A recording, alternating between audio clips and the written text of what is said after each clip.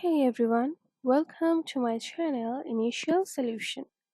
In this tutorial, I'm going to show you how to create a formula in Excel. So let's say this is an Excel sheet.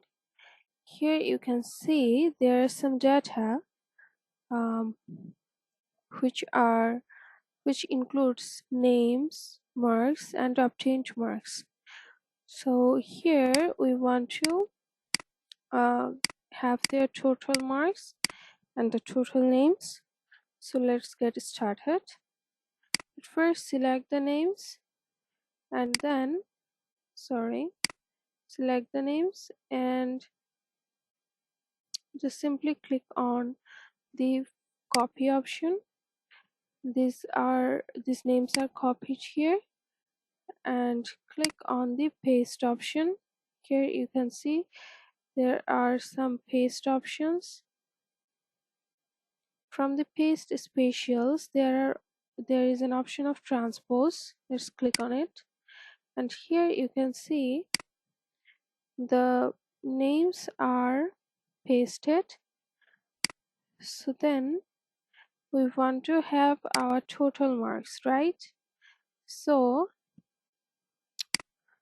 just simply click on the marks option, total marks and obtained marks. Let's have the total marks, which will be equals to sum, open parenthesis and close parenthesis. Click on OK. Here you can see we have got the numbers of Abir, which is 220.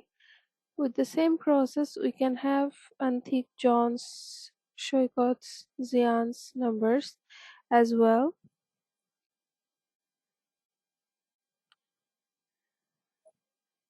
Just by applying the same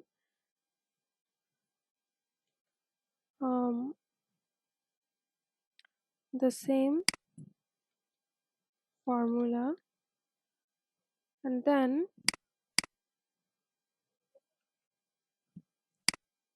we will just simply sum them up.